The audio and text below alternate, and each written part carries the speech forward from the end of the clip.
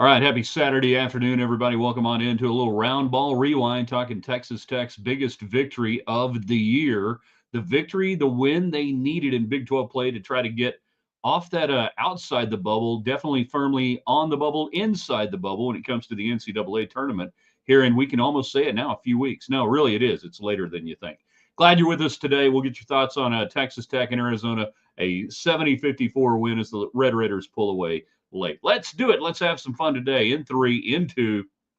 Good afternoon, West Texans, all you good, fine, friendly folks out there who wish you were. I'm Ryan Hyatt, theraiderland.com, where you go every day for the Raiderland hot links and morning columns and questions. And then tomorrow, 5 things we know on a Sunday. Not three, not six. Six would be far too many. Three, that would be right out. 5 things we know on a Sunday.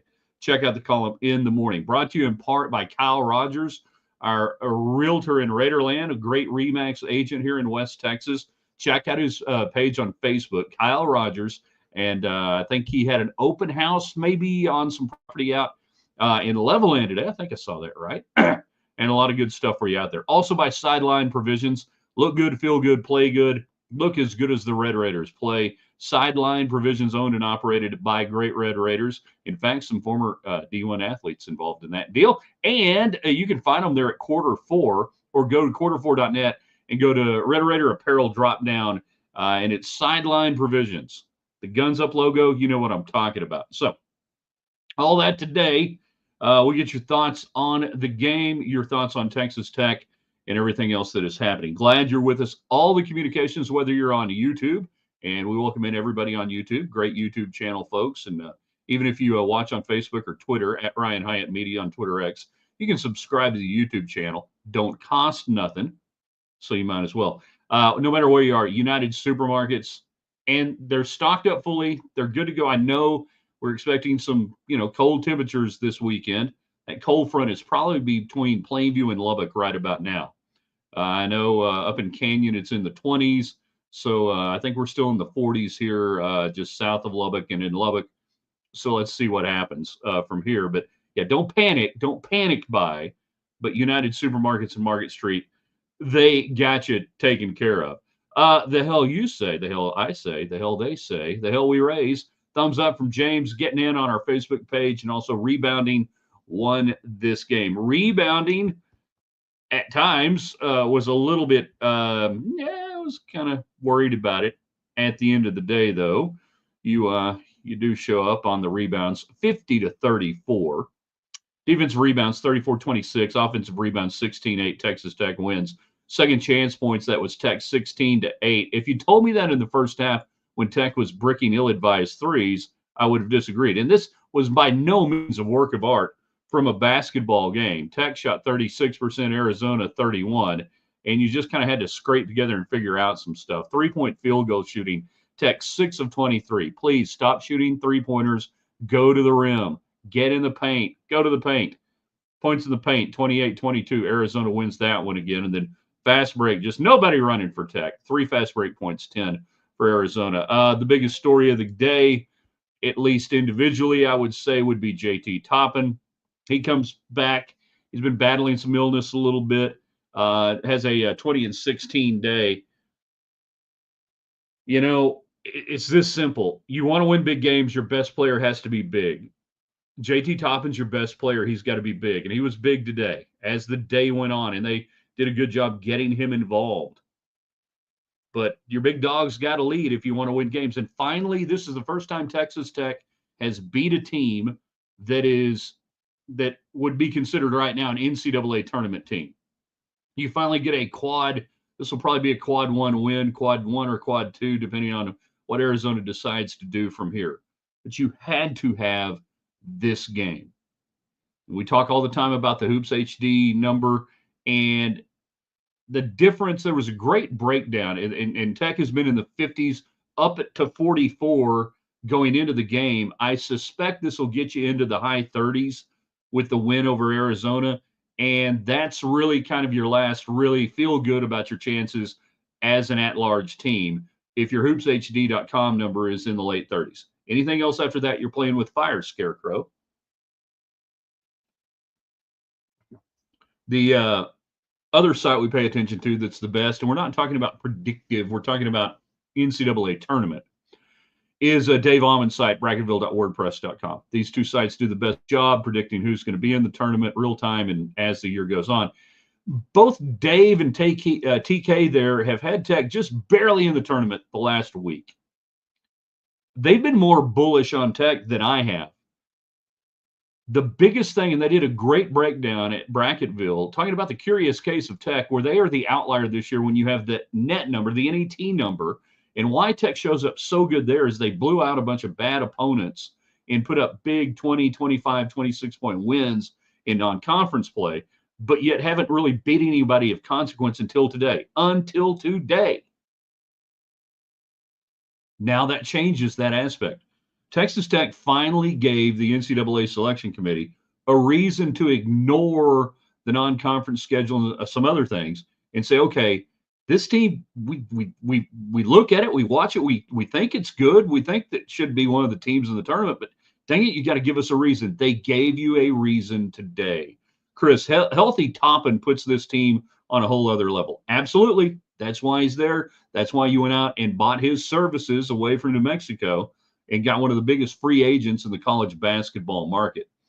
Jeff says that's a way to put a team away. Indeed, indeed, indeed. All right, you get your comments in, questions, thoughts, what you like about the game, who impressed, what impressed, everything else that you want to do. We'll go as long as the conversation is interesting. We are also still monitoring the Kansas City Chiefs, who were given 3 free points to start the game. The Texans have tied it up at 3 with 6:55 left. You know, I wouldn't give the Chiefs free points if I were the Texans. It just doesn't seem like a good idea. So as long as you guys are good to go. Another, you know, you went through some scoring droughts again today. We mentioned the poor shooting percentages, both teams under 40%. Some of that was defense. Some of that I thought for the first 30 minutes of the game was just really ill-advised shot selection. Tech took a lot of really bad shots today in the progression of the offense and otherwise. And we see this team get into that habit. They're so much better when they play downhill. Now, after last week's defensive debacle, I think Coach McCaslin should probably be pleased that I thought they were more aggressive defensively, denying shots, not allowing drives. And it was a very physical game that I thought Texas Tech adjusted to it. And I'll say this, Arizona adjusted to it well. It was pretty early on that you go almost 7 minutes before the first dead ball timeout. You blew right by that, I think it was in the 13:40 mark or something like that, when the first dead ball comes out. And you're just going, hey, they ain't calling anything today. So toughest team wins, right? That's how that game goes, right? The double T thing, the toughest team wins. You had to adjust to it. I would much rather a game be officiated that way than everything be called and we see what we saw last week, where you've got Elijah Hawkins in foul trouble. You've got your top players in. No, let's go. Let's do it. Let's play, and we'll sort it out on the floor. Chris, Arizona just airballed another 3. James, point guards did a good job controlling the game late. Yeah, Texas Tech just absolutely does whatever they need to do late. They go on the big run. Let's see. It was a 13-0 run for 418, 13-1 run. Arizona's scoring drought was 5-16, which is real similar to what you were doing to Iowa State a week ago, except you couldn't score. This time you score. We mentioned it, 9 assists on the day for Hawkins. Will today, 23 minutes. Kind of not his best game offensively, but he hobbled around out there and did a few things. You got a few more. Well, you got some guys involved late because you could put them out there. But Federico today, 23 minutes. Had some foul trouble, as did D. Will getting 4. But the 8 rebounds, part of the rebounding crew. We mentioned the top in 16, another 6 by D. Will. And just a workman like 8 points. I'd like to see about 12 points out of Federico. 12 and 8. You do that. That's good. Tech at the line today, 89%, 16 of 18. And you were 78.5 last week at the line. You just missed 3 free throws when it really mattered. you know. Chris, it's not where's Waldo, where's Walton? Guy's falling off. He just either hasn't acquiesced to his role, hasn't figured out his role. Who do you take out to put in? And I think they keep trying to figure out, okay, what do we do here? But Kerwin today, 16 minutes, he takes 2 shots. They're both threes. Pardon me, took one from the field, and that's, they missed that one. 3 points, 5, and a couple of fouls. He looks lost out there. You got 16 minutes out of Overton today, and then another 34 out of Anderson, which I just so badly want to call him Cadillac Anderson. If for those of college basketball fans in the 1980s, the early mid 80s, I just want to call him Cadillac Anderson. He's not quite Cadillac yet, but in my mind, that's where we go. He did have 3 rebounds today, no assist, a couple of fouls, but 10 points, 2 of 4 3-point shooting. Was he the only one? Oh, okay, no. You had, McMillan made 2 3-pointers as well today. 2 of 6, 2 of 4. Nobody else making more than 1 3-pointer. 6 of 23. That's too many 3-pointers. No, well. James, does Tech run everything through Hawkins and Toppins from here on out? Hawkins and Toppin. Hawkins and Toppin. That sounds like a British comedy trip. Yes, I went to see some Hawkins and Toppin the other day. Everything should run through Toppin. Every possession, everything when he's on the floor, your first thing should be, what do we do to get the ball in Toppin's hands? How does he score? How do we make that happen? Where's the mismatch? What do we do? And as far as Hawkins, I mean, everything should go through his hands as a distributor first, not a scorer. He'll score if Hawkins and D. Will are scoring and McMillan are scoring. Then that'll take care of itself. His points will not be generated by looking for points. His points will be generated by looking to make sure everybody else is scoring points. And then he might get you 8 or 9 points a game after that. But you're not a 3-point shooting team, so stop it. But they shoot a lot of threes, and they make some. Yeah, but you're so not a 3-point shooting team initially. The first 20 seconds of the possession should be about getting the ball to the rim. My gosh. You're shooting free throws, great. Why would you not want to attack the rim? So please do more of that, Texas Tech. We would appreciate it. Hard to believe the last home win, December 21st of last year.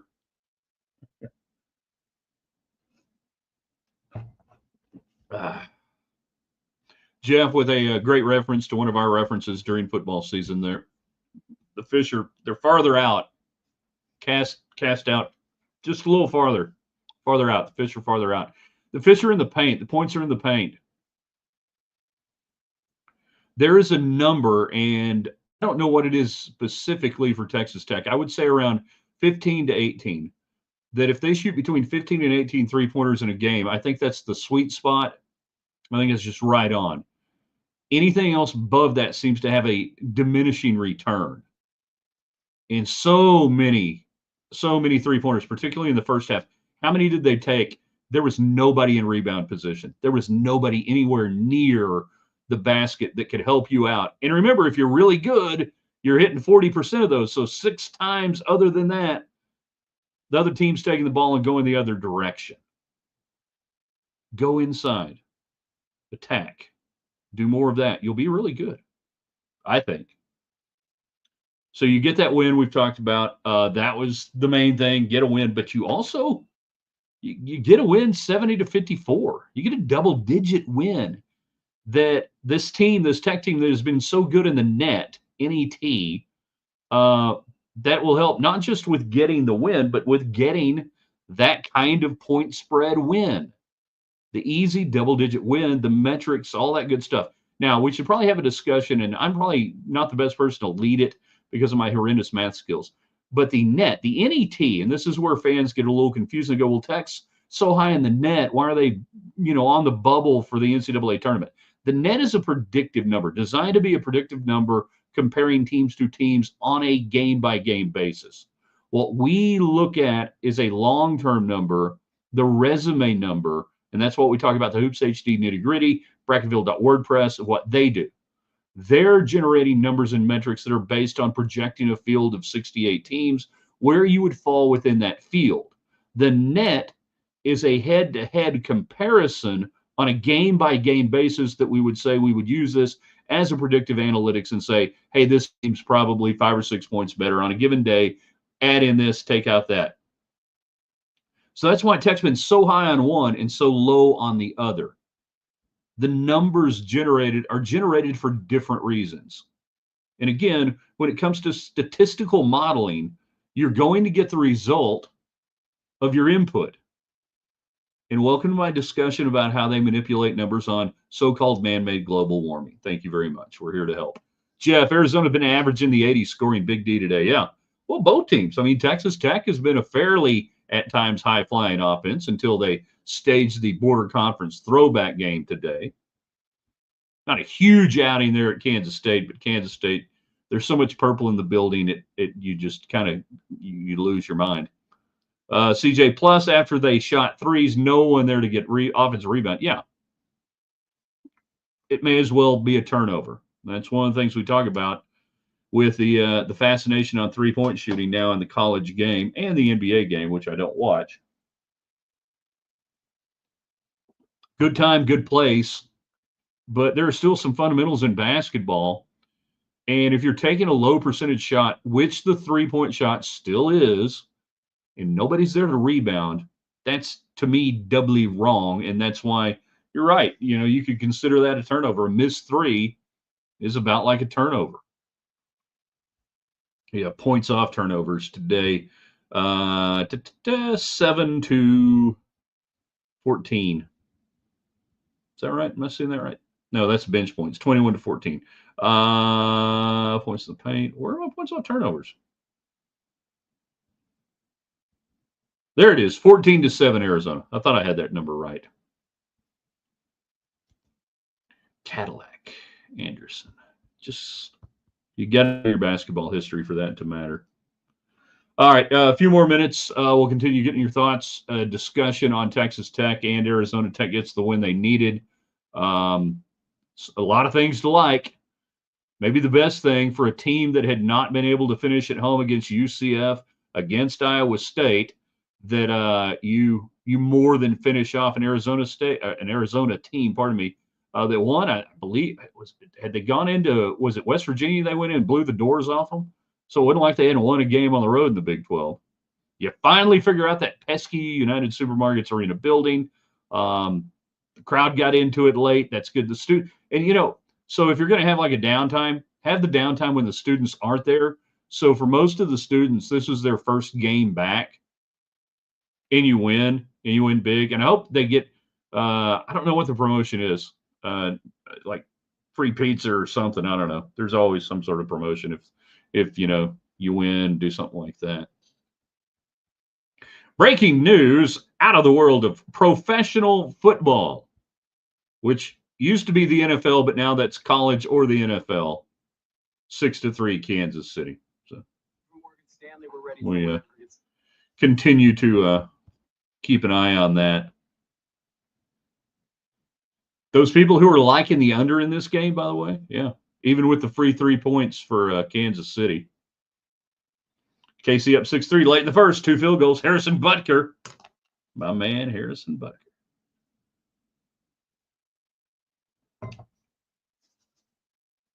I like Kansas City in this game between 3 and 7 points. I would not have laid the 8.5, 9 points on that one. Whew. We'll see what the Lions do. Best game of the weekend probably gonna be Bills and Baltimore. If I got to take a quarterback in the postseason, I know which one it's going to be.